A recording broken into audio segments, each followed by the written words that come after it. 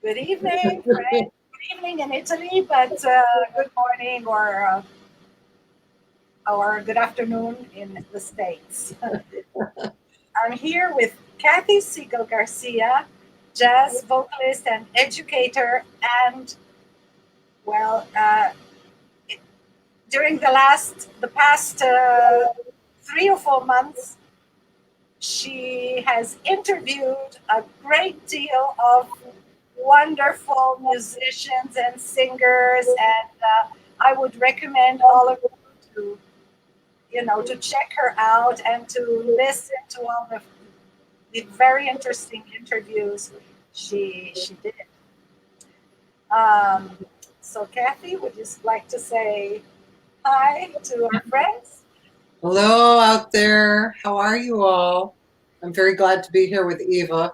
I haven't seen Eva for a while, and it's great to see her and speak with her again, and to share anything that I can with the Eva public and my public. Yeah, yeah, and we hope, things are gonna go back to normal and maybe have you here with us once again Yeah. for some master class. My students loved you when Yeah.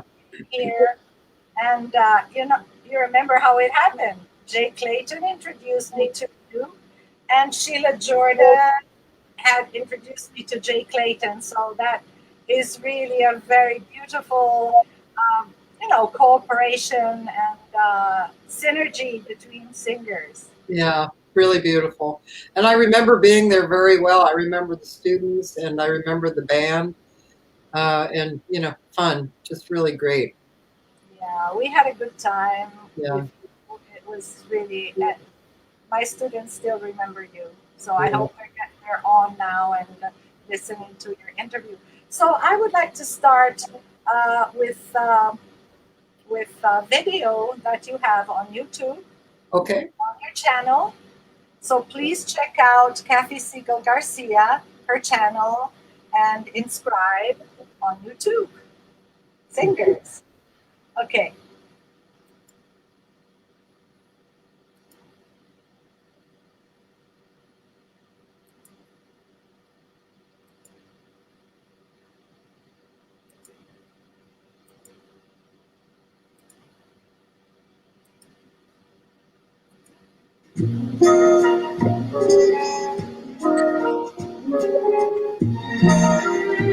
I'm Cathy Segal-Garcia, and I'm a jazz singer mostly. Today at East West Studios, we are doing a chamber orchestra project, and we're calling it the Jazz Chamber. Oh, star eyes, that to me is what your eyes are. Recording for me has been a really interesting process. I have more duos than anything. I have a record with Joe DiOrio. I have another one with Ted Green, Ross Tompkins, Yun Sung Cho. I have these duo records. And the last project that I did actually was 10 different piano players. So to have a chamber orchestra project is definitely a growth.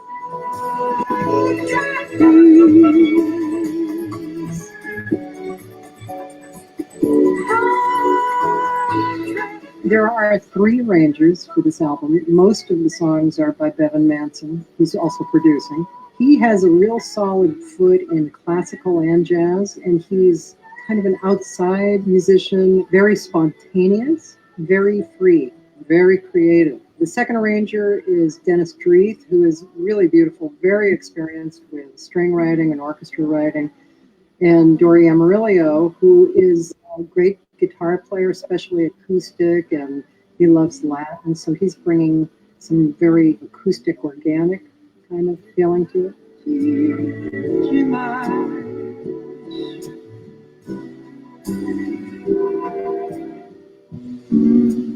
Each guest vocalist and I are very dear friends. I really wanted to bring people in on the project that I felt a very dear, sweet, kind of soulful connection with.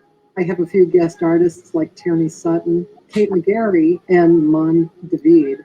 The band, who I knew some of the people, I knew Rob Lockhart in the horn section, I knew Jenny Hansen, I knew all of section, Kenny Wilde and Joe LaBarbera, Tom Rizzo, Nick Mancini. This session today is the first chamber orchestra session. Tomorrow we're going to do the second one. The first recording session that we did for this project was with my vocal improvisational group called Fish to Birds. We did that at Dennis's studio. 7 voices and Brad Duke's the percussionist.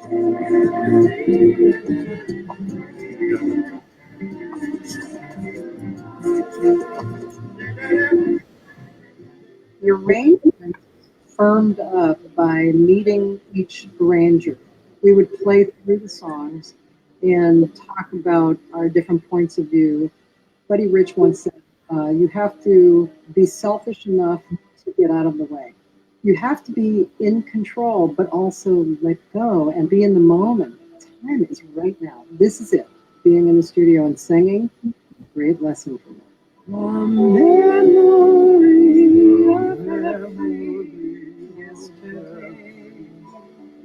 Going to hear live music is so important because you actually do get this extra thing that happens. And when you hear the music later by recording or whatever, then you remember that feeling. And that is magic. I keep moving. People say, "You ever like relax and do nothing?" Not really, because I don't like doing nothing. My idea of relaxing is to be working on something, you know. I like the process. It's going to be pretty intense with the music that's coming out. I'm excited. You truly hold the universal prisoner makes his own wires. The universal prisoner has no need for stars. He can't climb, he can't run, and worst of all, he doesn't know.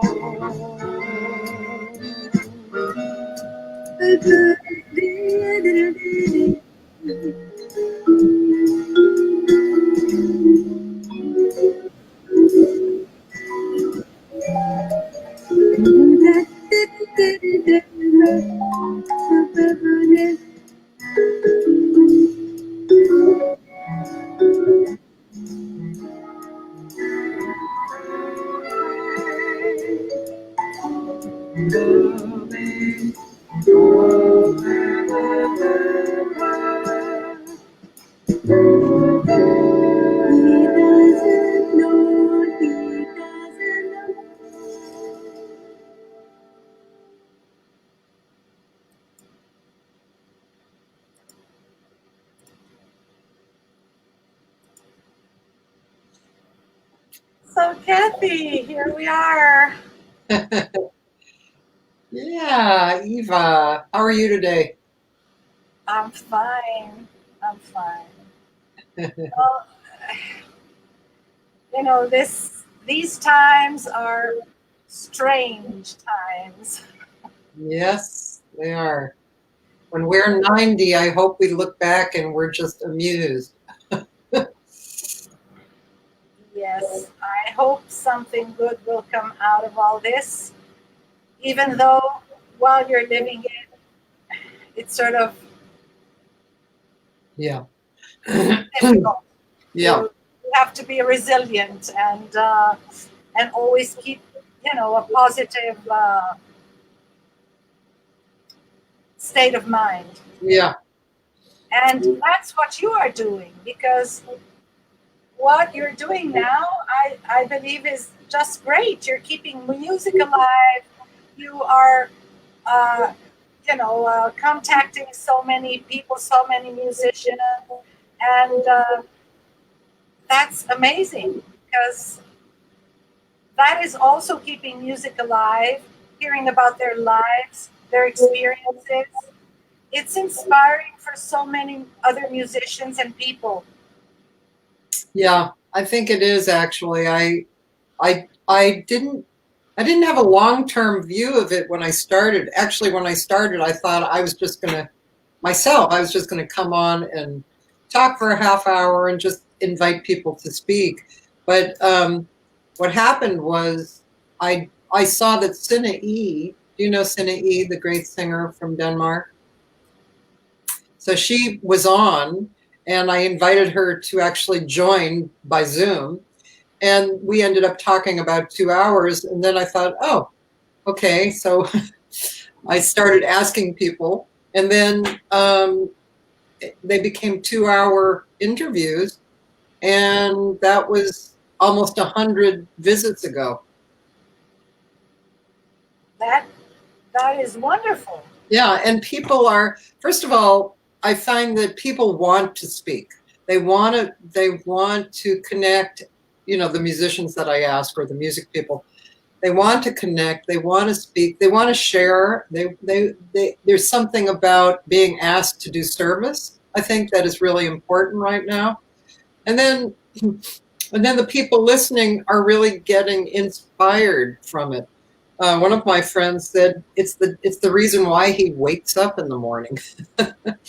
And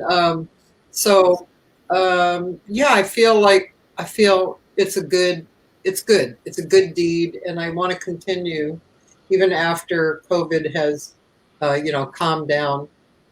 Yeah, because I believe, what is the situation in the States right now? Probably not the same in all the states, but you're still in a sort of lockdown, right? Yeah, because so many states allowed a lightening up of the lockdown. I feel like it's mostly about bars, maybe not so much restaurants, but especially bars where younger people gather close together. I think it's that, although who knows. But the amount has gone up so much that, like, our governor is closing down the state again. Here, we started before. Yeah. And we had, a lot going on here, like in March, April. Now we can go out. Probably in about 10 days, we will drop our mask when we're in the open. But we will have to wear it when we are in closed environments, but still, we're in phase 2. But, it's not that different from phase 1. I mean, people now can meet, can see each other. Families can stay together. I can be with my children and cook them a dinner or a lunch, because, but I still don't feel like, I just go and walk in parks, go buy my food. But, some shows are going on here, live music shows. Outside or inside? Outside. Right. Yeah. So there's a concert tomorrow evening. One of the friends I interviewed a few days ago, Daniele Gregolin, he's having a beautiful concert because he plays with his group. They play awesome music, and it's very close to my home. So I'll be interviewing Sheila Jordan when that starts, but he said he could, hold me a place. But, I don't feel like being in a crowd right now, even if we're far apart. But I don't know. I mean, everything is okay here right now, but one thing that I mean, you see all different kinds of videos and information, right? So you really don't know what to believe. However, just yesterday, I saw a video from the government. I mean, this was actually, on a government stage. yeah. And the people were asked how many deaths, or about the reporting for death from COVID. And she totally said that if a person died of diabetes or Yeah. anything else, but had COVID also, they were being reported as a COVID death. Of And course. yeah, That's so what happened here too, you know. yeah, So that's why but I mean, we don't know what to think anymore. I know we really don't because of the whole setup of, you know, I mean, it's not going to change. Government is government, no matter what country it is. Yeah. They're not going to be totally truthful, and probably they don't even know the truth either themselves. So Yeah, it's very difficult. It's very difficult in a situation like this. But I mean, I hope September and October and November and December will come without bringing such bad news again. I hope activities yeah, and the businesses can me, start me too. working, I'm praying for that. and music, especially music. I mean, music is so important, but not only music. I'm talking about all the arts, you know. Yeah, everything. I mean, and just regular businesses too. Beauty is so important in everybody's lives, you know, beauty. How could one live without beauty? The beauty of like going to a play or to a live concert or watching some beautiful art. Yeah, I agree with you. That is food for the soul. We need And it's so much a part of our lives, we actually take it for granted if we don't notice it. It's there. It's all over our lives every single day. So it's super important. So, Cathy, I would like, I mean, you've got so much on your hands all the time. You're doing so many things. I would like you to, you know, to tell us a story going back in time. And, you know, like sharing with us your life as a kid, how you fell in love with music, how you fell in love with jazz and teaching, and you know all the things that are important in your life and the things you do. Okay, I'll try. Not a lot. Excuse me, I have a chronic cough that I've had for 20 years. So I'm totally healthy though. Okay. So I was born. I was born in Boston, and my dad was a sax player and a band leader, and a teacher, and my mother had been a singer, and she was a very active thinker, you know, very creative, and she really got us kids excited about various things. I think that's what I pulled from her, especially. And then I had twin sisters who were 4 years older than me, and they both had beautiful voices, and because they were twins, they were both alike, so they sounded alike, and one played piano, and the three of us grew up singing together. So even though I heard harmony in my ear, strangely enough, I was the high melody voice. So,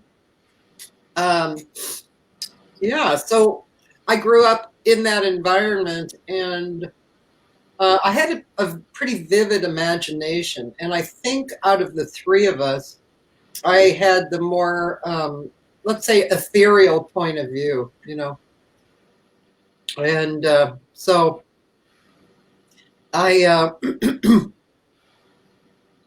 mean, part of my upbringing was wandering down into the, sounds terrible now, but into the swamp area near my house and, playing down there. And, they were thinking there were elves and, all kinds of imaginary things, right? How old were you then when you were imagining elves? Yeah, like 7, something like that, Oh, that's awesome. And you were there on your own? Yes, I know. Looking at it now is incredulous, but we were allowed to do whatever we wanted, really. Well, maybe there weren't as many dangers around, Well, that's what apparently my mother felt, which is surprising, but but we came back every day, so apparently she was right. Thankfully. So let's see. So as I grew up, I acquired a few instruments. I wanted to play the violin, but my mother said I had the perfect lips for flute. So, ta-da! Wow. I took my flute out over the last few months. I didn't know that. No, well, no one really did, Oh, I'm discovering this now. You never told me. Yeah. I never really used it. Well, I used it at one point. But anyway, coming up, I also learned guitar.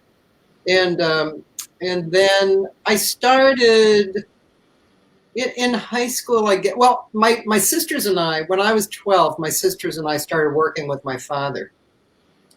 So on gigs, he would bring us out to the gigs if it was appropriate. And one of the things he used to do was to take us into the kitchen and say to the cooks, "These are my chicks, feed them." So I learned that too. If you're a musician, you get fed. So we started doing gigs, and then as we grew a little older, I guess my mother must have set us up with different things like hospitals, going to sing for hospitals, things like that, And my father was always hired for family functions. So of course we always sang at family functions as well. So coming up, I really did a lot of that. And then in high school, of course, I found like my own rock band, right? And so that was fun and an education. And then I decided I wanted to go to Berkeley. So I was in Boston, and Berkeley was, pretty well known. And they didn't have voice at the time. No? No voice. They didn't have voice till I left. Oh. So what did you do? I played flute. Flute and arranging and composition. And I was pretty young, and I was one of very few women in the school. Women, I should say, girls, and so my studies were I want to say some of it was good, but some of it was a little lost. I was a little young, I was a little distracted, and also there was this one teacher whose name I can't remember. I've talked about it with somebody who went to Berkeley, but unfortunately, he was the theory teacher. He had a totally monotone voice. Oh. And I was just lost. I didn't know what theory meant at all. And theory can be so boring. You have to have a great teacher to teach theory and get you to be interested in it. Yes. So you weren't that lucky. No, I was not lucky in that way. The things that I got out of it that I loved, that were actually arranging. I really loved arranging, and I loved holding the pencil and writing on the paper, And that was the first time that I had a community of my own, a music community, So I really loved that. And so I think those were pretty formative for me, And then just being in Boston at that time, the music was pretty mind-blowing. Now you're probably in the same era that I am, and or maybe a little younger, I don't know. But at that time, especially in Boston, there was Motown. Yeah. There was Woodstock had just come out of Woodstock. Miles Davis and that kind of hip, cool stuff was around a lot. There was ECM, the label ECM was coming out. So Pat Metheny, Weather Report blew my mind. I just was totally, and people like Pat Metheny and Keith Jarrett, that was a big influence. The blues were really wonderful at that time, and especially in Boston. So I had all of these different, feeds that were very rich. I mean, that's what I was saying. We kind of take it for granted almost, what we have in our life for music. And it's amazing. It's truly amazing what we have as human beings have created on the planet, regarding that. So True. yeah. So then that was like a golden era. Oh, it really was. It was so rich in creativity and amazing. Yeah. It was just, when I think about it, I feel all that richness inside of my head, and it's a beautiful thing. Yeah. And ECM was actually created for Oregon, Weather Report, and Keith Jarrett. And I mean, think about that. Wow, right? Holy moly. I mean, that was a big part of who I am, definitely. So so in 1975, I had met a guitar player who I decided to come to California with. And I actually initially left because, well, partly because my mother was extremely clingy. And clingy, cling. Yes, she wouldn't let you go. Yeah, no. Always on you. Always on me. Very manipulative. If you were my roommate, she might have called you up and said, "Oh, Cathy told me you went out last night," when I didn't. So I was Oh my goodness. being kind of smothered, right? So I decided to move away.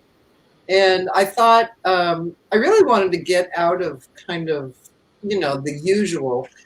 But I went to San Francisco first. Oh, you are so beautiful. That's why I married him. Oh, wonderful.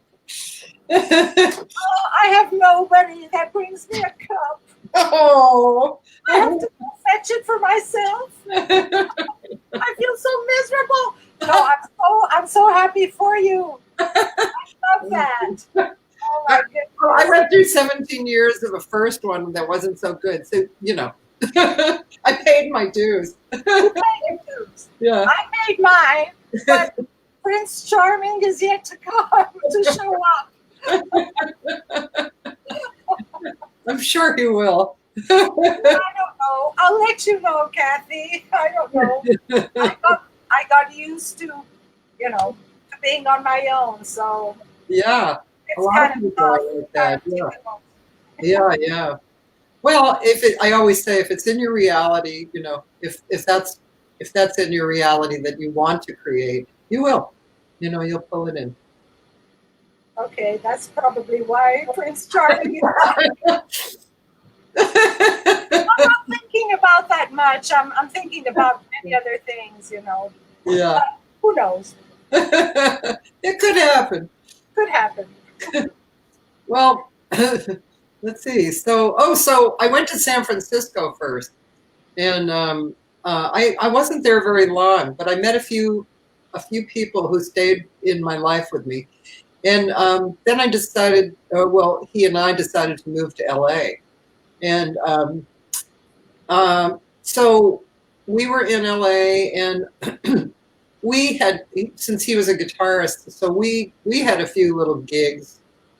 But then really one of the first jobs I got was waitressing. And I happened to get a job at Dante's, which is one of the more famous jazz clubs. And I was there for a year and a half. And it was there, of course, that my community expanded rapidly and wildly. And yeah, I met some dear people, and I was 21, so I was kind of taken under wings of, you know, ethical, nice musicians, you know, who were older. Frank Severino, who was a drummer, he was a drummer who had played with Carmen McRae for many years, and he took me under his wing and kind of brought me into his family, and all kinds of great people. Yeah, and so there were people like, you know, there was a drummer, Jake Hanna, who was from Boston, and the Condoli brothers and the Most brothers. That was a period of time where, at that time, people who were playing and hanging out at Dante's were the old guard, I should say, you know. And so, yeah, it was wonderful. I became friends with Ross Tompkins, who I later recorded a duo project with, who worked on big TV shows, and he was kind of the classic accompanist for singers, you know.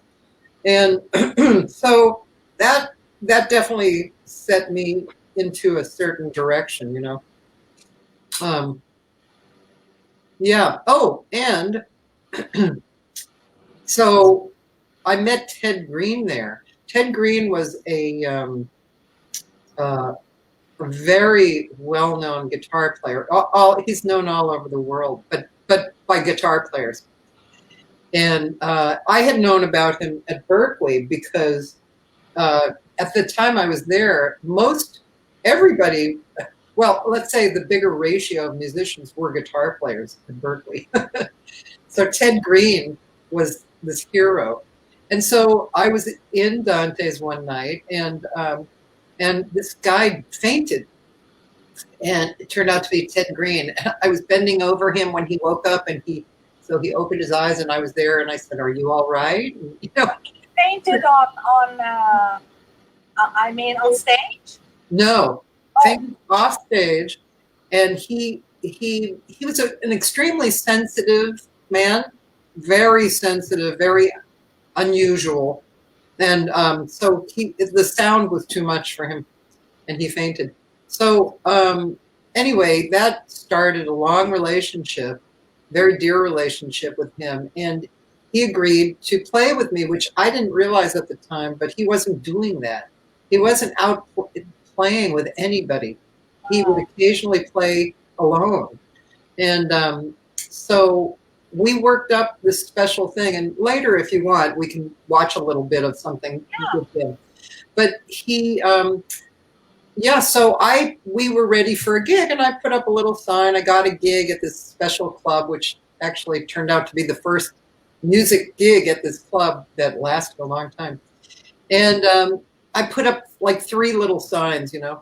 When I got to the gig, you can imagine how this felt. And I was 21 or 2 or something. There was no standing room.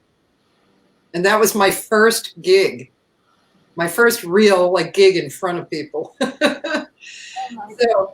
So Ted and I played for a while throughout the next few years, and then he stopped playing again.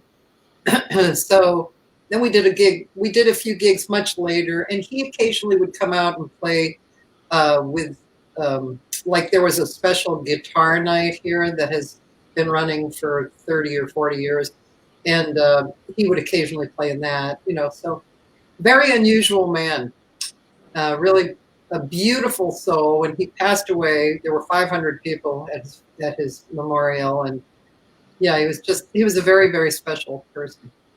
So that was kind of the beginning of me, you know, expanding here, you know. Well, that surely was a very special beginning, because it was. He was a beautiful guy. And I think, so over the years, I think one thing that continued out of that was making friends. you know how it is. We make friends, right? We go out, we hear people, we make friends, we sing with somebody, we become. There's a feeling that happens when you make music, and you continue on. You don't really plan. Okay, I'm going to go find Ted Green and sing with him. You don't do that. It happens. It unfolds. Yeah, it happens. Yeah, yeah. So, I did. Let's see. Yeah. Well, after that, I'd have to say that sometime shortly after that, shortly, who knows what that means. I was thinking of moving to New York because a lot of my friends were there, and New York. There was this whole New York, Yeah. and but I met my happening there. yeah, and I met my first husband, and so you know how that goes too. That kept me here, and he actually was a wonderful self-taught Latin guitarist who wrote beautiful music, and he became an artist, like a painter, and he was a beautiful, really beautiful self-taught artist, and he was a very powerful character, really powerful, and really. I learned a lot from him. He was 11 years older than me, and I learned a lot from him, and I think my path was really forged a lot by him, or by the relationship with him. And during that time, I got a gig that lasted about 3 years at a little place called the $2 Bills in Hollywood. And that place was a great place. I mean, it was kind of your neighborhood club, but like Chick Corea played there and all kinds of people, and local people basically, and Chick was local. And and I had every Tuesday night for 3 years. I think the pay was, for every musician who showed up on Tuesday, $5 and a meal. Oh. So obviously that wasn't for Chick. I'm sure I think they charged a cover for Chick, and he probably got the cover. But anyway, that's how it was. And so my attitude, I always thought, well, I'm going to do this. If I wanted to do something, I thought, I'm going to do this. And if it wasn't too, totally far-fetched, I would do it and then see what happened, right? And because I can't tell you, you can imagine asking people to play for that. There were some people who said no. Yeah. And then lots of people who said yes. So I would have all kinds of interesting bands. One time I had trumpet and drums. Yeah. So trumpets, drums. Yeah. Interesting. Yeah. And you can imagine the lessons. Right?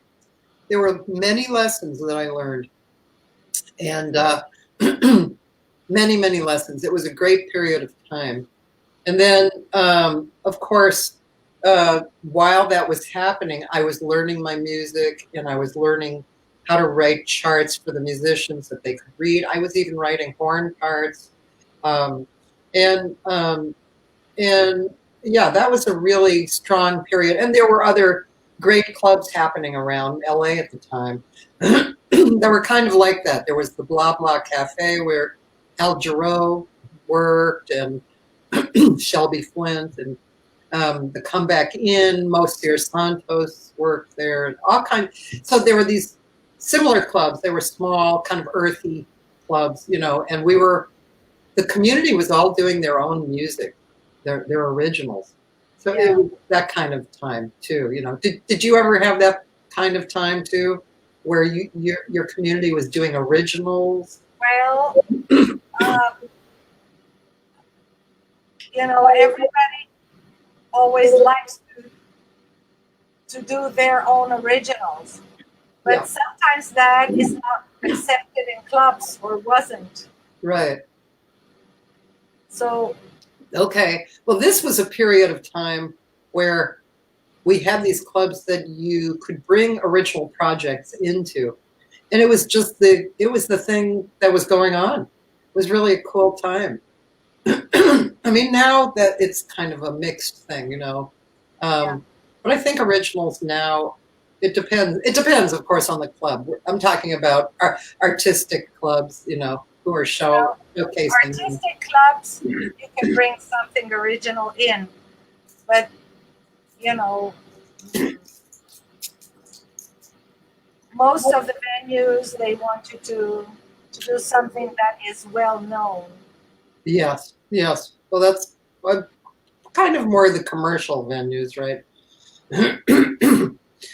So anyway, at that time, um, I was learning all kinds of great lessons. One lesson that was definitely shaped me was I had a very dear friend who was a great singer, Stephanie Haynes. She was doing this similar kind of gigs as I was doing, and we were somewhat similar in performance. Although I still think she was one of my favorite all-time singers. I really put her on a pedestal. But I think at that time we were, you know, pretty young, and I was working hard at getting gigs and setting up things, right? Meeting people, all that stuff. She did about that much of what I did, and she was getting all kinds of offers. She, you know, offers for records and, you know, on, big gigs and stuff. And at first I was so blown away. I just did not know how to wrap my head around that. And then I realized that it has nothing really to do with competing. It's really about your own personal path. That's all it is.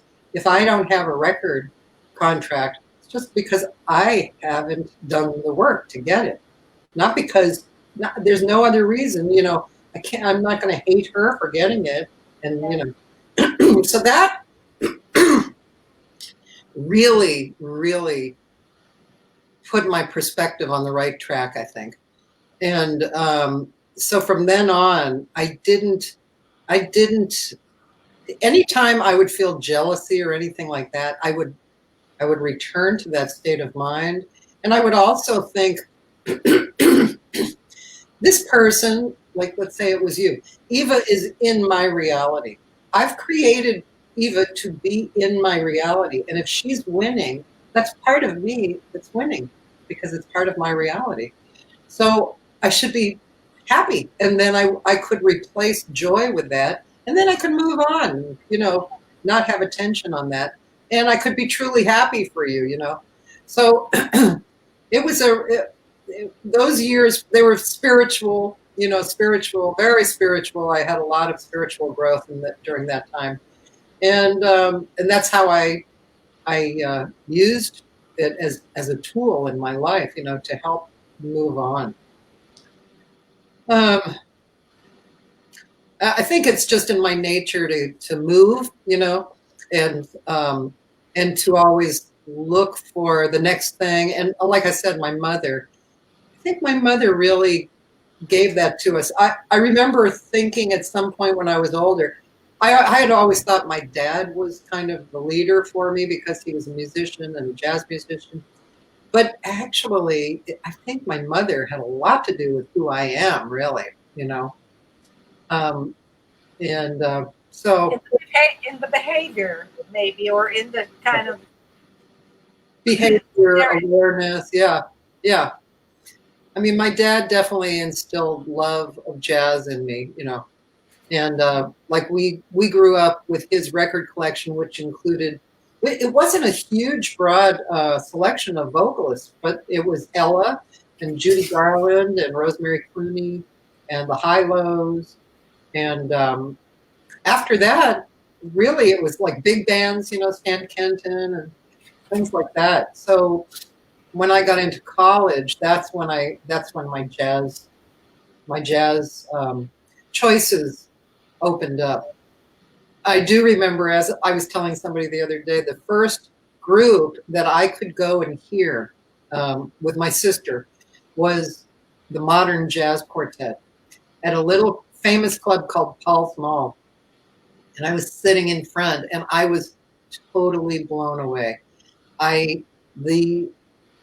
The quality of who they were and their music, which still remains with me to this day. I think I was talking to Roy McCurdy, the great drummer, because there's a certain genre and tribe, if you will, of jazz musicians who still blow me away. And their elegance, like Hank Jones, somebody like that. Their elegance, their commitment and ethics, presence to quality, and that's something priceless. And that is something that on a good planet where government really understood, all governments really understood that and they should support it, because that's what actually makes human beings better, and yeah, so. Do you feel the government is supporting it? Not in America. I don't. A little bit, and people keep, like Obama, people keep trying to support it, but then somebody like our president comes in who really has no clue, and doesn't think supporting the arts is important. They don't understand why that could possibly be important. So yeah, I think Europe is much more aware of that, and has been doing. I do. You don't? Really? Not really. Well, that's interesting, because in America we think that Europe does. I would say I saw a big difference between France and Italy, for example. In France, jazz is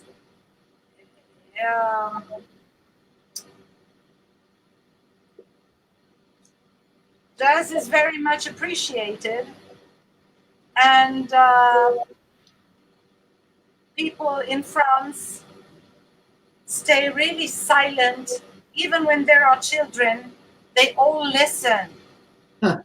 And they are very careful. And here you might be playing or singing, and not everybody is so thoughtful, and they might be talking. Yeah. What about government support, though? Excuse me? What about government support? They do something here. Yeah. But I mean, locally in some regions, so it depends on who is deciding in this region, in that region. And I mean, yes, but we feel that art, especially music, Yeah. isn't supported enough. Yeah. Now, of course, there are so many other priorities, and we are the last ones in a very long road. Yes. Yes. We're not being supported enough. Yes. Well, where's the Metropole based? The Metropole Orchestra. You're familiar with the Metropole Orchestra? Are you talking about something in Italy? No, the Netherlands, I think, or the Netherlands possibly. Yeah, anyway, there's the Metropole Orchestra is definitely a jazz orchestra, and definitely supported by the government, and they've been doing it for years, and they continue to do it. And so, I mean, that's just one thing that I know about, personally. But yeah, well, yeah, like I said, it's hard to imagine that there are people in positions of power who don't understand that how beneficial art is to humans. Well, they even took away music from schools, music classes. Yes. I mean, How bad is that? Yes. Well, that's exactly the point. How bad is that? Yeah.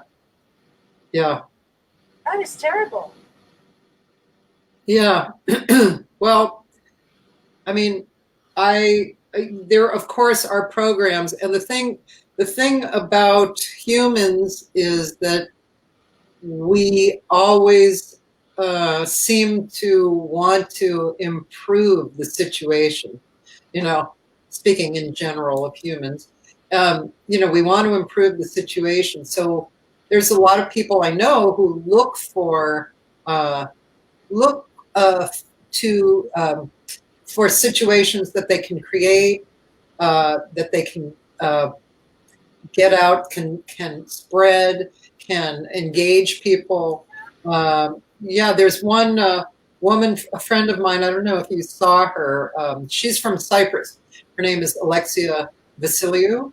She's a great singer. She lives on Cyprus, and she created a program that where she went out to areas that, you know, a little further out, were a little further away from the cities, and brought them music to play over their loudspeakers when the kids come into school and maybe on the lunch break and when they leave. That is music like classical and jazz.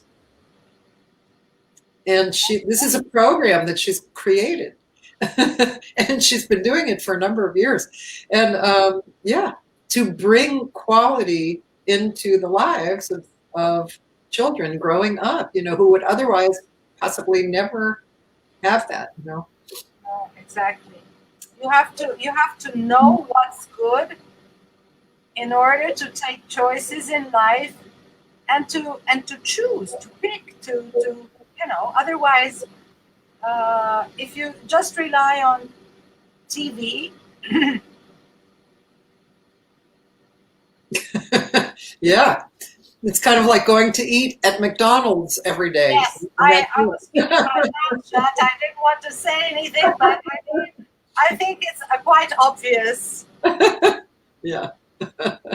It's like it's like McDonald's as compared to a 5-star chef, Or even cooking at home, you know. or even cook at home. But I mean, you know, but a 5-star, that really gives you a taste, you know.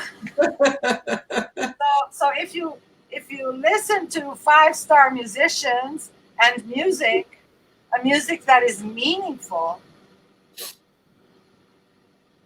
Yeah, I've been trying to really work at sending my granddaughter. She just got email. She's 8 years old. And boy, she and her sister, her younger sister, really know all the pop music, and they can dance to it and sing it and everything. So I've been sending her like jazz clips, you know, look at this, a 10-year-old girl playing trumpet, you know, really great, Joy Spring, you know. So I don't know if it's going to get through, but I have to keep doing it because, you know, there's no other entry, you know.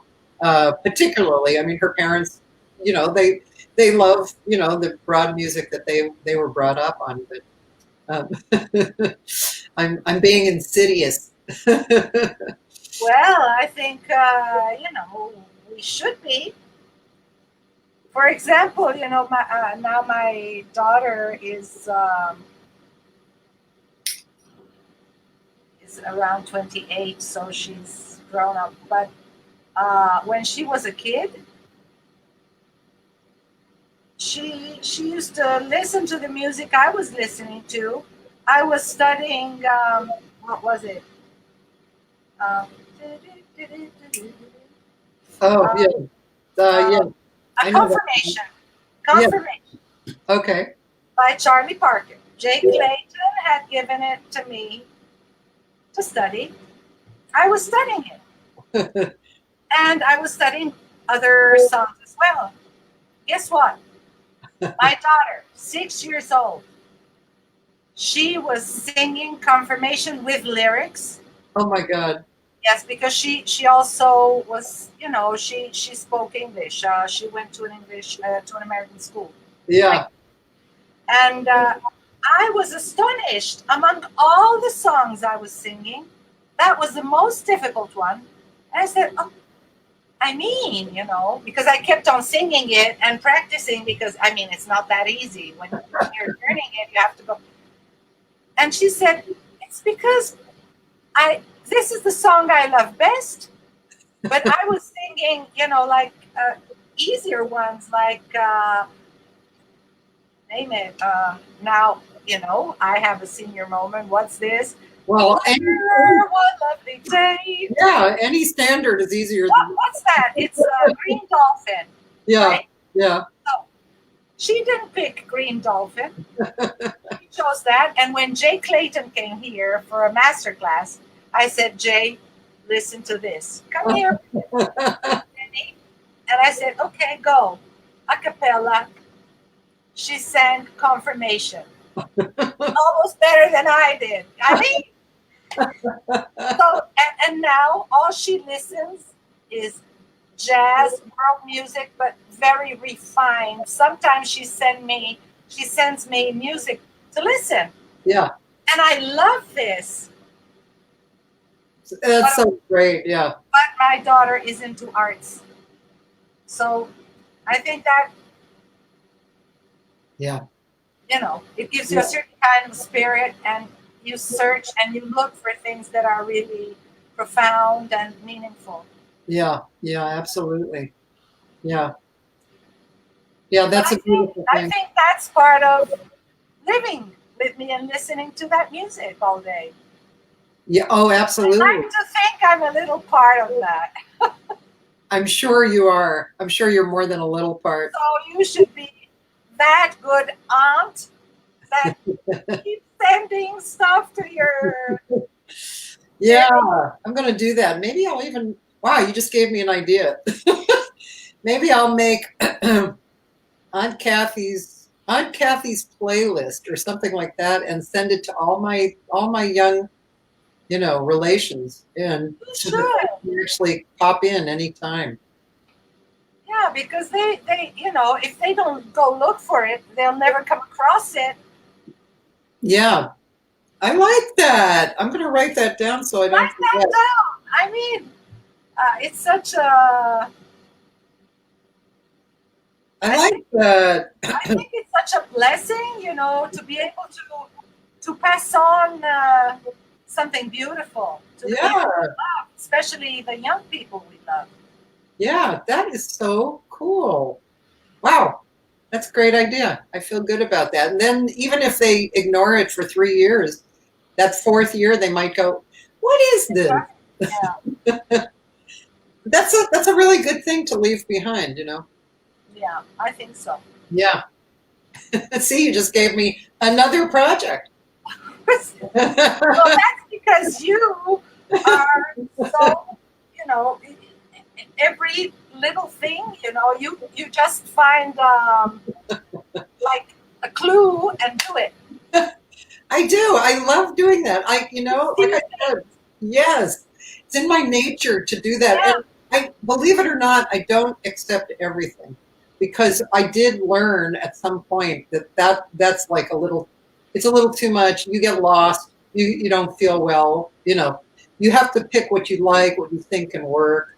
Like, for instance, let's see, now it's been about 6 years ago, a friend of mine who used to use me on his gigs, he referred me to a club downtown behind the Disney Hall, inside this vegan restaurant, a very high-class vegan restaurant. And they had a room in the back that was just like going into a New York club. You open the door, and it was gorgeous. It was a little restaurant. It held about 60 people.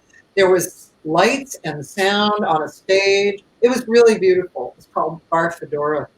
And the owners of Olac wanted someone to create some music there, and jazz specifically. So I sat with them and I looked at it. They were really lovely. The situation was very appealing, you know.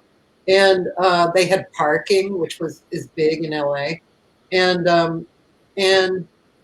I could feel that I was attracted to it. And I like when I first heard about it, I thought, oh my God, do I want to do that? You know, because I had started things before, you know, gigs before. It's a lot of work. And I I left, and I actually asked a few people, you know, I typed a few people, and one guy said, "Oh, $7 for parking? Oh no, people aren't going to do that." And I thought, what? You know, come on. You know, jazz is worth a lot of money. You know, I mean, we pay hundreds of dollars for a rock concert. We can pay some money for a jazz concert. You know, so I went ahead and started it, and it ran for 2.5 years. So I was curating it for like usually 2 to 3 or 4 days a week. It kind of depended. Wow. Yeah, and it was really beautiful. In fact, I've left the website on if you ever want to go see it. It's called Saturday Night Jazz, DTLA, downtown LA. And yeah, I just leave it up there because I'm sentimental, basically. I just pay once a year to keep it up there. But yeah, that was a beautiful thing. But the thing is, so that turned out to be a very wonderful thing. I showcased a lot of people. I had some amazing nights. I mean, absolutely sold out nights. The music was a joy to hear most of the time. I met some people there. In fact, I met my executive producer there. He would come literally. I think he came to 99% of the shows, and always sitting in the front row. Always said to me afterwards, "That was the best show." and yeah. So the thing is about, and that's another thing I like about this process of what I'm doing now about interviewing people every day. The thing that you see over and over again, and I know you can relate to this, is you just put one foot in front of the other. You just keep walking. If you keep moving, then things can happen. If you stop, you know, everything kind of stops into a gel around you. But if you keep moving, all of these possibilities happen. And, you know, so, and you see that over and over and over again and with these conversations with people, right? They just kept moving.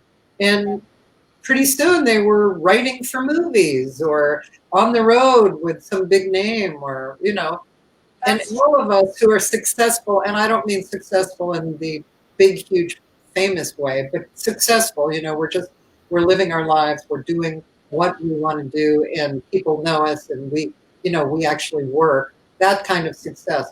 That's what people have done. They just keep walking, you know. Yeah. And keep meeting people, and yeah, things happen. Yeah, it's motion, and it really boils down to the phenomena of the universe. I mean, you know, really, when you read books about quantum this and quantum that, and that's what it all says. You know, this microcosm is the bigger microcosm is the bigger microcosm. It's all the same. It's the laws of life. That's what we're doing, and if we can follow those laws of life in however we can find them, then we will get out of depression. We will be happy. We will be competent. We will make things, you know, and share things and go forth in life. So I really feel passionate about that idea, you know. Well, movement is so very important. I mean, action, you know, action. Yes. Because when you are still, everything is stagnant. Stagnant? Stagnant. Stagnant, sorry. Yeah. I said it in such a funny way, sorry. Yeah. Yeah. Yeah, it's true. And you just look around and you see that over and over and over again. And that's, of course, not to say that we shouldn't be still at times in, such as in meditation or, We need reading rest a book or resting. sometimes. Yeah. But Sometimes we need rest and we need to be a bit lazy, but yes. mostly we should, Yeah. There's always some kind of movement, and yeah, it's just it's a law of nature. That's what yeah, it is. So I've always and so when things come to me, as an idea, I I feel, oh, there was another big important lesson that I realized, and I don't know when I realized, again through my spiritual studies, but um, I realized that the things that I enjoy the most were things that it helped me and others, not just me. And because I just didn't feel fulfilling, or wonderful if it was just for me. I mean, not to say that I don't do things for myself, but when I was working on a project, it felt much better if it was expanded yeah, and I wanted to be in that too, in the people that were being helped. I didn't want to do just for other people. I wanted us all to be together. So I think that that was one thing that really directed my involvement with things over the years. Okay, what is this? What is this? Is this helping? Is this helping the community?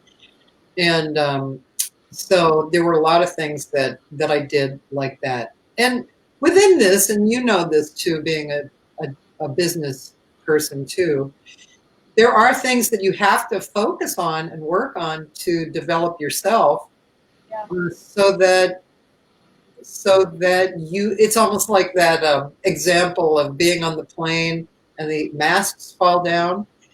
You put the mask on yourself first so you can help others. Yeah. Right? And it's kind of like that. You have to have yourself strong and working so that you can share it with other people. It's So like you have to love yourself in yeah, order to be able to love others. yes, yes. And it's real obvious when it's not like that. So yeah, we have a lot of work to do here while we're on this planet.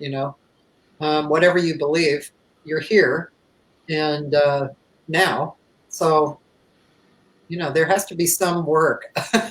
There has to be, because otherwise, why are we here? We have to. There's something. There's some reason why we're here. I agree with you. Sometimes this thought gets me. I mean, lately, this is a bit difficult. Maybe it's because we're living in such isolation, you know. Yes. But that has always been, my philosophy as well. But what makes me a little, not sad, but sometimes I do happen to think, well, what am I doing now? You know, and I feel I'm not doing enough right now. Well, But I try not to get depressed. I do things for myself. I study. Uh, I read. I'm in contact with beautiful friends like you, and keeping the music alive, or the lives of musicians and special people, through um, their life experiences that they can share with other people. But lately I have been thinking, what am I doing here? You know, and this is the truth. I always had big meanings in my life all the time, but now, uh, yeah, probably it's the coronavirus. It's the corona thing, I think we're all going through this. Yes, and I want to address that because I think a lot of people are feeling exactly that. And I want to thank you for saying that too, because, out loud on this kind of forum. I think that everybody, like, for instance, there are people, for instance, there's a violinist who's in an orchestra, all of a sudden is not in the orchestra. And they're not the violinist in the orchestra. Can you imagine? Well, who am I, right? Who am I? Every single day, I'm the violinist in the orchestra. And like now for months, I'm not. So there's a lot of people going through that. And the thing is, there's something, and I felt like this from the very beginning of the corona, explosion. I felt, even though there was this, horrible and shocking and surreal kind of thing, I felt something good too.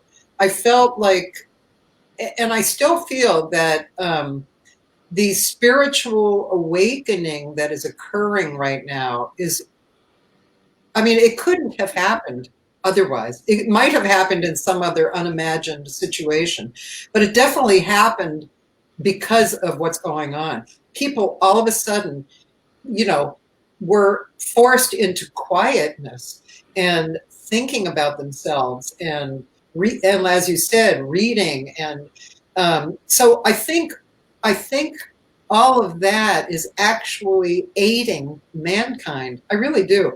I feel like you are aiding mankind in your own solitude and looking within and reading and being kind to yourself, because we all share these vibrations all over the planet, especially those of us connected. We definitely, you and I, have a wave that we share, right? So when you improve yourself, I get improved, so I know this may be too, woo-woo for some people, but no, I do understand this. Yeah. Because we're even talking about it now, which means we're spreading it out to other people who might be in the same situation. Right. And and that means other people will be in the way, Yeah. So, and I say that partly to say that you don't have to be actively doing something that, how many people have you spoken to who don't go into the practice room and they kind of feel guilty about it?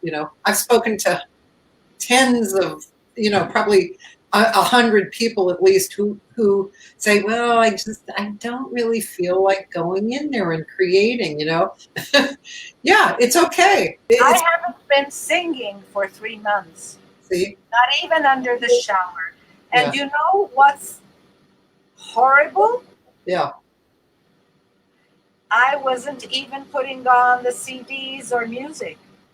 I stayed in the quiet. At first, if I was listening to music, it made me miserable in a way. Yeah. So I felt I had to stay with the silence. Yeah. And be with myself and accept whatever feeling would come to me. But, I wasn't feeling miserable. Yeah. I just thought I'm going to live through this and see what this experience will bring. Yeah. Well. But the truth is, I stayed away from music for about a month and a half or so. Yeah. But that's what everybody's doing. Everybody is going through this new reality, and when they,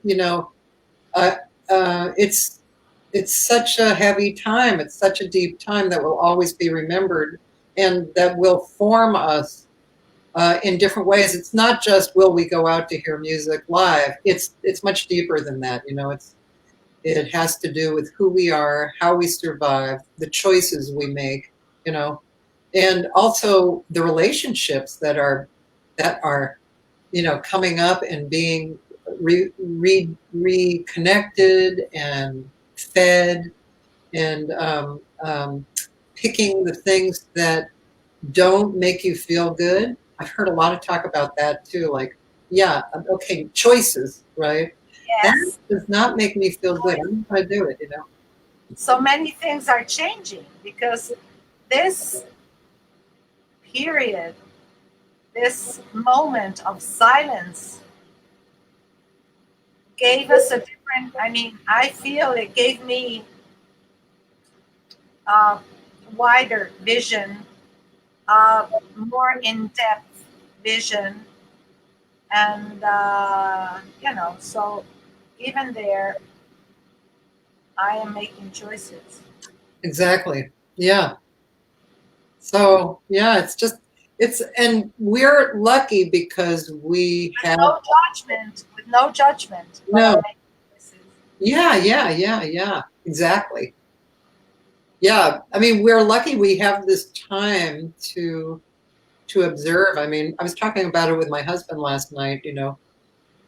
He's a person who mostly, uh, he's a good, really good person. He's not so spiritually inclined as I am. And when I met him and decided to marry him, it wasn't because he was like my match as far as like looking for spiritual growth, particularly.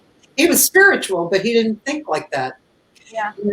But good person, really good perspective in life, good family who respected and loved each other, and you know, treatment of others, you know, all of those beautiful things.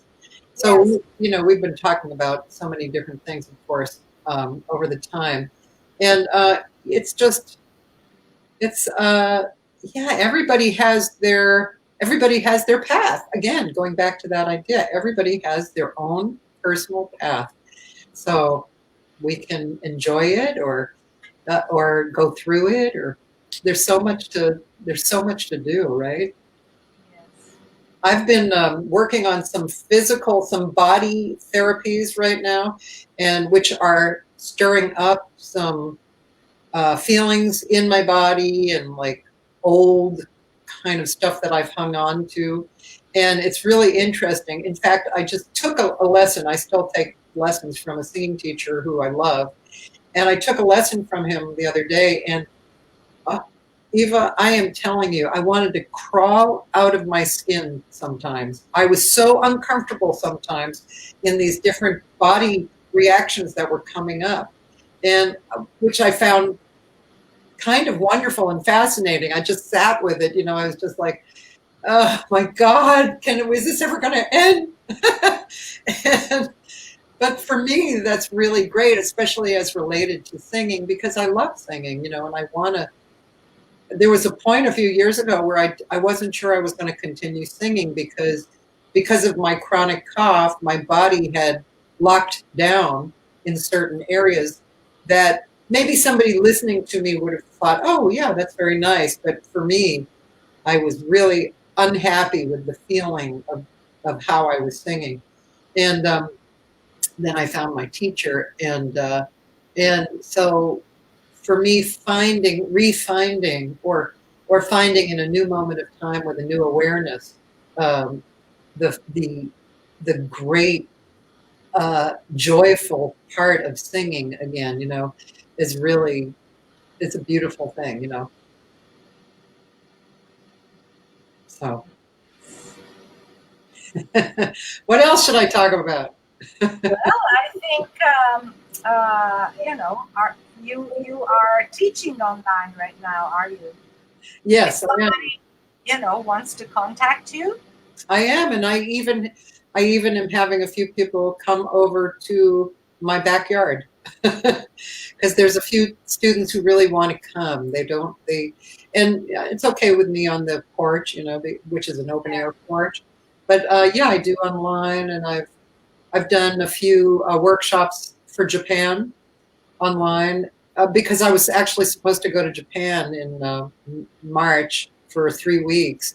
but And that was too bad, because that was going to be a really good trip. So yeah, I've gone there a lot over the years, and I have my students and musicians that I play with, and I was going to Hiroshima and Osaka and Tokyo. So I got to give this workshop, which was really nice. And yeah, so I mean, it's not ideal teaching online, because you're not there and you're not able to see the person right there in front of you or touch them. But it's okay. Sometimes I give a workshop online now too. I haven't been so prone to create those. Like before, for the last 20 years, I've created literally hundreds of workshops. In fact, the first 10 years that I did that, I had probably 8 to 10 workshops a month. I had it every day for the weekend. Yeah. And I had not just myself, but visiting artists coming in, people like Jola Jordan and Jay Clayton, and Mark Murphy, and local people. And normally what I do is, I did that earlier this year. I have somebody come in, I'll put them up at my house, and then I will have a workshop for them, and also I'll create a gig for them. So I did that for hundreds of people, and but it's actually not in my reality so much right now. I had to really work at it to create a workshop like a month ago online. It was very interesting. It just, I have my attention on other things right now. Like right now, I'm about to come out with a single, which I'm building up a social media kind of like, ooh, something's going to happen in 15 days. Something's happening. And so I'm doing that. And this is the first single that I've released. But I mean, in reality, the way the music business is changing, and releasing singles is definitely something that's been occurring over the last few years, that more and more. And I just wanted to jump in there and see how that felt and see where it led. And I have a project that's on the shelf that this year I was planning on, finishing as far as the vocals went. It's a really cool project. It's 2 different really great bands. And we picked music from the 60s, 70s, 80s, and 90s, some of my favorite stuff. And rearranged it. And so yeah, I was planning on this year just redoing the vocals and coming out with it. But so there was one cut that the rough tracks were fine to work with for the voice, and it's a very apropos song to what's happening now. So I decided to put it out. So this is something new for me. And as you know, this platform is really, you have to learn about what to do. Like you were saying, you just learned how to bring YouTube on. So there's all this, learning tools. The next probably thing I'll get into is the GarageBand. I have an audio interface and I have a good mic coming. So I'm going to be getting into that. I don't know about you, probably not, because you haven't been singing for the last few months, but I'm not really. Well, that's not really true, because my vocal group asked me to do a coronavirus video. Oh. And we did it. Oh. And it was all, we did it with our smartphones. We recorded with our smartphones, the voice, with no delays, nothing, just the voice. We sent it to Hendrickson Mena, our piano player. We had all our parts, soprano, alto, baritone, and everything. And then we took a video of us singing. He put everything together, and we did, we sang a song by Richard Smallwood, Um, Total Praise. I want to see that. Will you send me the link for that? Yes, I will. Yes. And at the end of the video, we added uh, um, an inspiring sentence that we are all saying, a word each, or a little piece of the sentence each, and it's inspiring. That's all I did, but because my vocal group asked me. That's And at the beginning, it was really difficult for me. I tell you the truth. I love singing, but I was hoping, when she said, "Eva, can we do this?" She wrote it on the chat. I'm the leader and founder of the group. So one of the girls wrote, "Eva, why don't we do something like other people are doing?" I said, "Okay, let's see if the others are willing to do it, especially our arranger and piano player." And I was almost hoping, they said no, I'm not ashamed to say it. This is the truth. yeah, yeah, yeah. It's the way I felt about it. And when everybody said yes, and they were all so eager,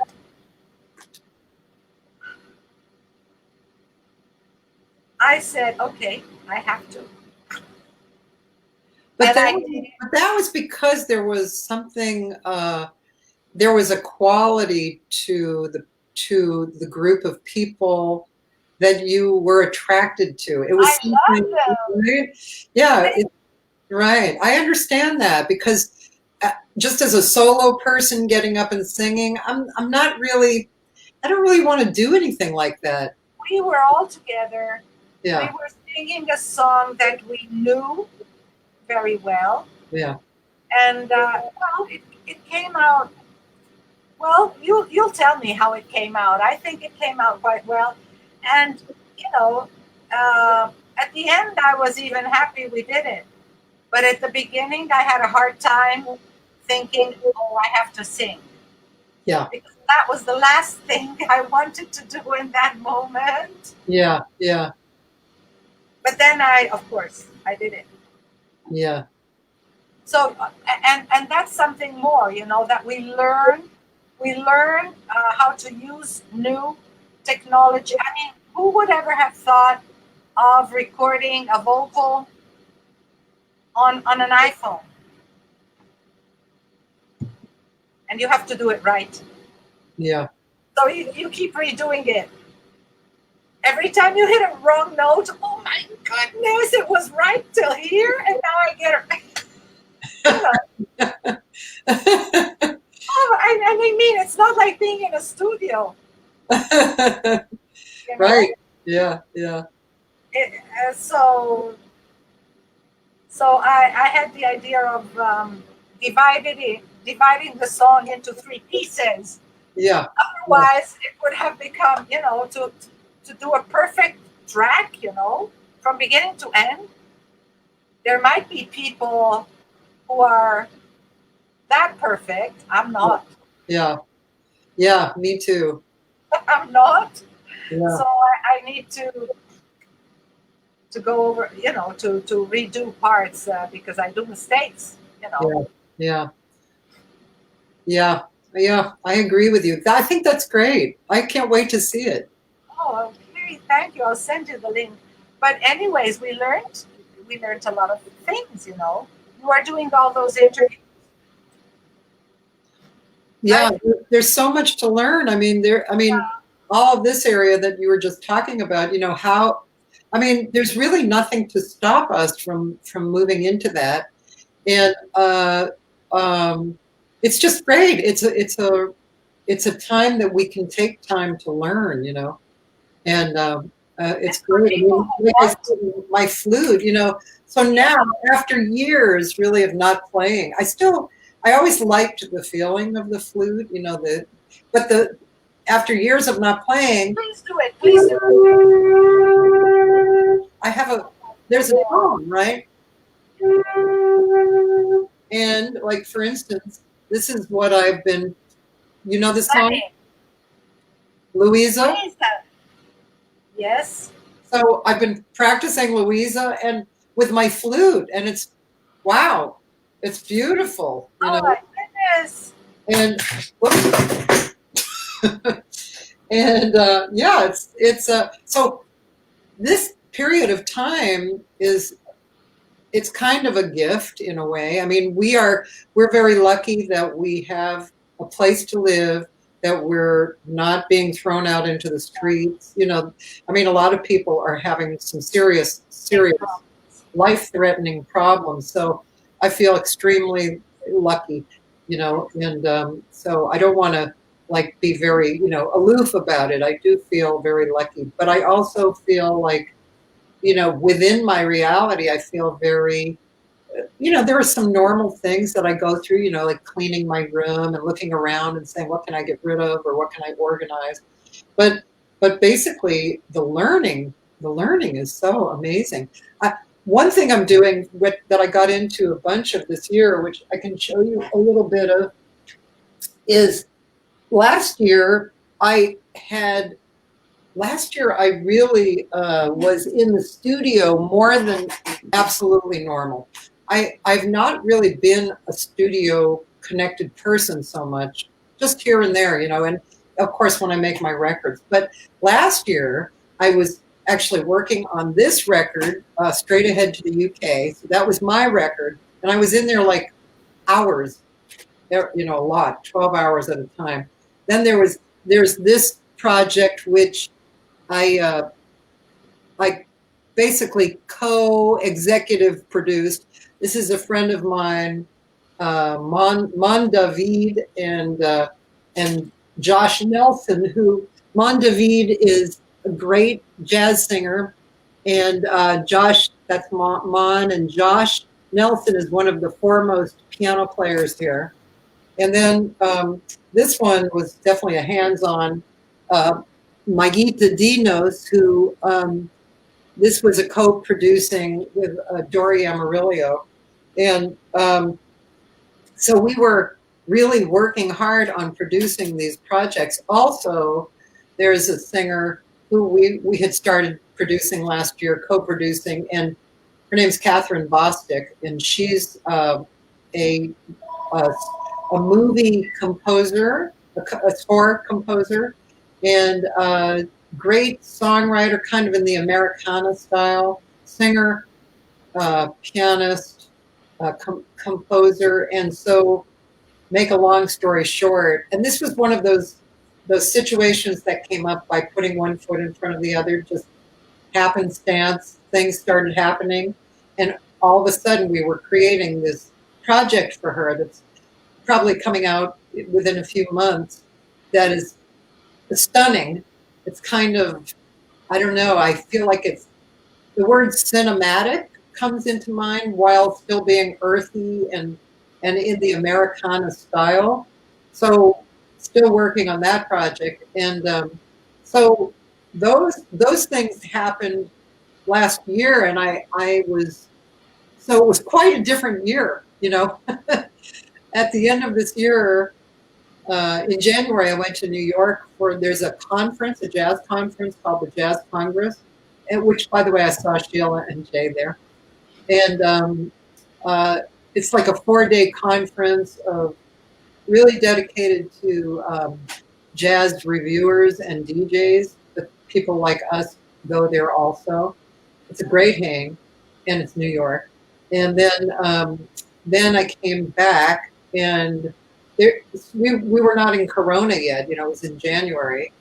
A singer from Australia came back with me, Michelle Nicole, and I had set up a workshop and a gig for her. And then it started moving into, you know, into late February, right, when everything started happening. And then Yeah, but that was, I forget why I brought all that up, but it was because we were talking about, you know, having your hands full at a certain moment, and then yeah. having, Yeah. But that was, and last year, I mean, that was really truly an unusual year. I'm not I'm not like the big producer or anything, but I was so involved in producing all of that stuff, including myself. And again, it was just because, like I said, I had moved, I stepped, and things just kind of unfold. And then you decide, what do you want to do? What's going to benefit you and others? And what are you going to enjoy, and what are you good at? Because a lot of times people ask me to do things that are not in that uh, in that box, let's say, Yeah. and I have to just politely turn them down because it's just not it's not it just doesn't feel like the right timing. Let's put it that way. That could be part of it as well, right? Yes, as we were saying before, choices. Yes. I think we have to be able to feel what is right, what is the next step to take. I think you feel it inside you. Definitely. And when you really feel it, you should do it. When you feel something is holding you back for some reason, or you don't feel the timing is right, then um, and I think this long period of silence for most of us is helping to be even more sensitive to things surrounding us and to things happening to us. You know, Yeah, I absolutely agree. I think it's, I mean, obviously you and I are the kind of people, the glass half full, right, instead of half yeah, empty, and which is great. And of course there are moments of negativity, let's put it, and but to find something positive in the negativity or a way out of the negativity is really what I prefer the focus to be.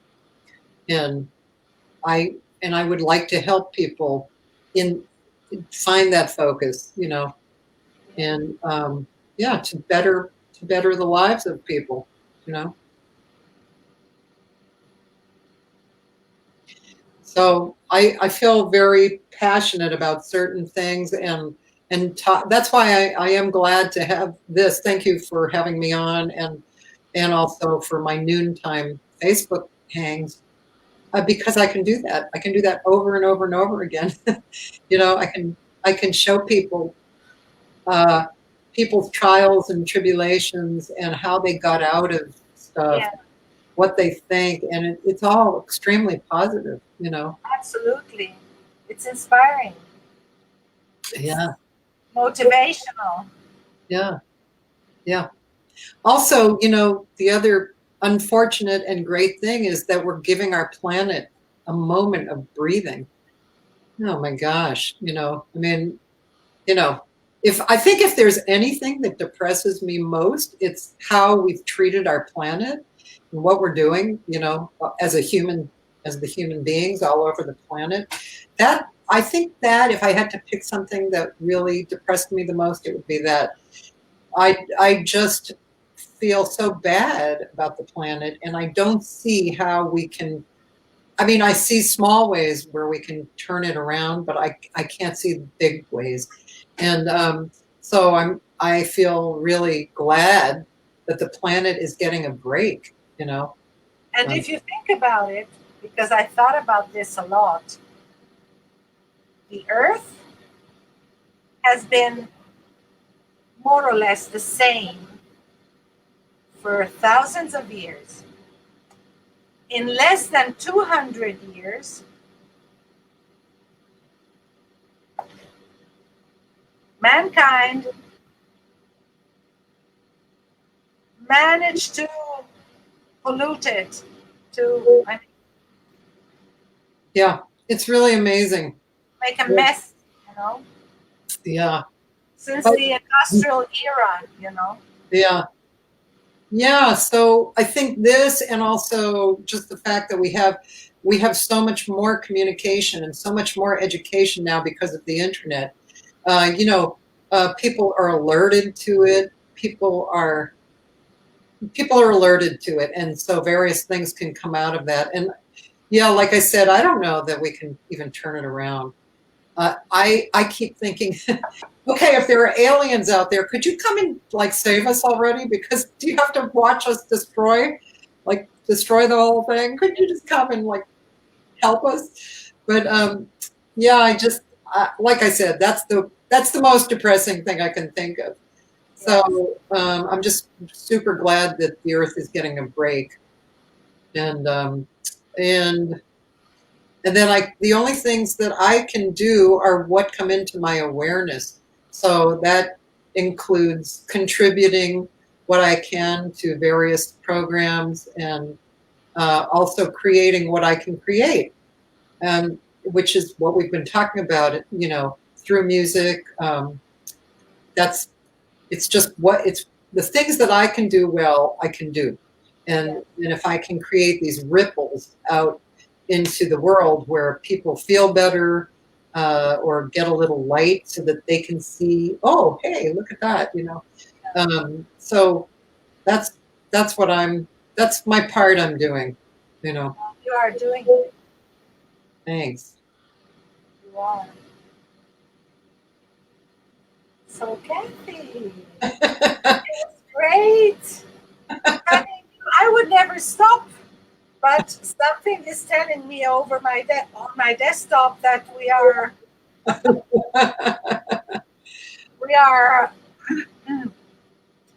we've been on for 2 hours now, so Just about 2 hours. I'm really sorry. I overslept today. It's the truth. And normally, I didn't put on my alarm because I always wake up at 9:30. So I woke up. that means you really needed I sleep. guess so. And my husband came in and he said, you know, it's 11:10. I'm like, what? Oh my goodness. So sorry I was late, but it's don't worry. I was just worried that something happened, or maybe that something was wrong with the link I sent you.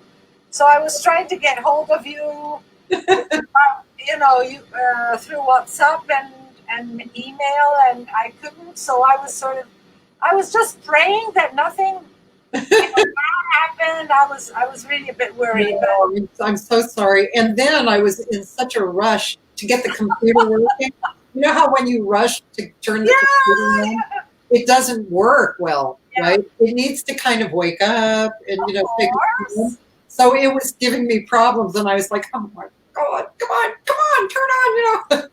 Yeah, but we made it. We made it, and we had a great time. And you know, it's just great to speak with you for a long time again, and get, you know, soak in your vibe, and yeah, it's really good. I thank you so much for inviting me. You know? I thank you, Kathy. I thank you so much.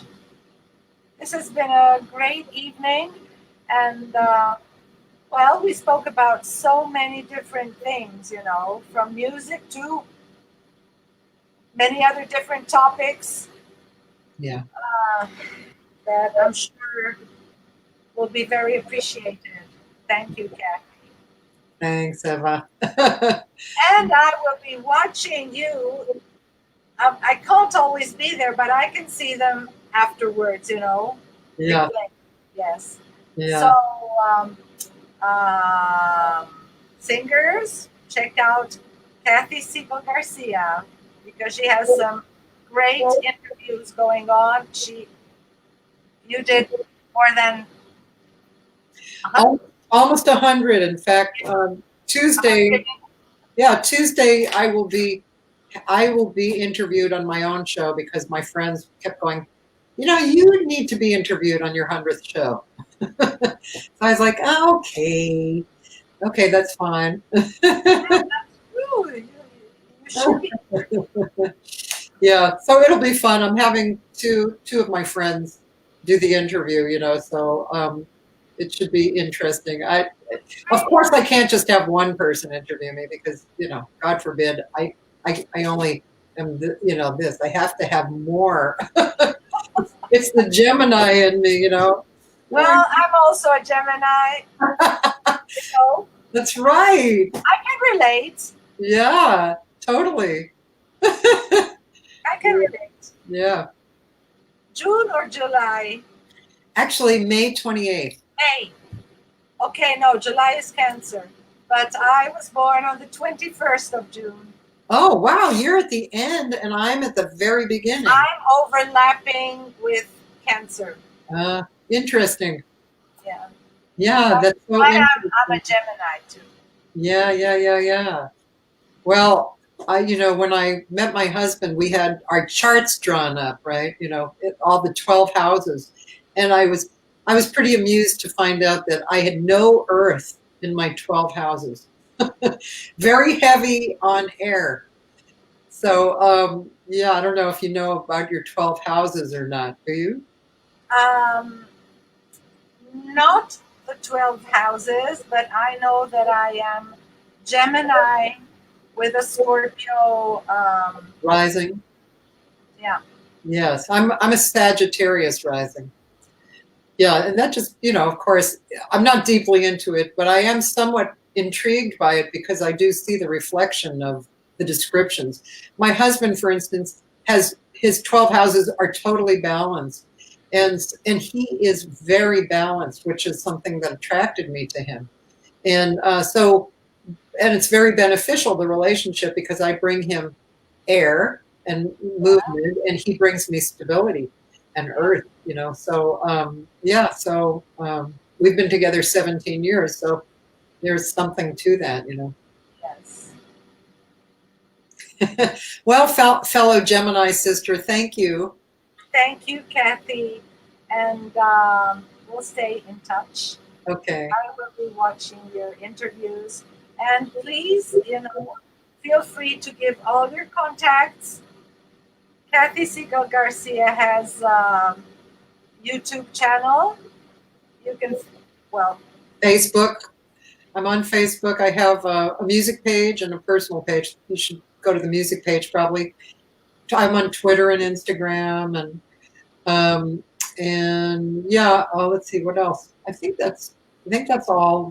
You can go to my website, CathySegal-Garcia.com, and occasionally here I'll probably create some workshops and that you can partake if you'd like. And sometimes the last workshop I did was just in general, what do you need? And but before the Corona, I was doing a lot of scat workshops. Use what I call user-friendly scat workshops. So they were kind of scatting 101, how, and I always guarantee that people will leave scatting. So I like to take away the mystery and the scariness of scatting, and let's just get some more joy in our lives, Yeah. That's what we should do every day. Yeah. Thank you. Thank you, Cathy. And thank you, friends, for being with us till now. And see you soon. Okay. Bye, everybody. Bye, Cathy. Bye, Eva. Mwah.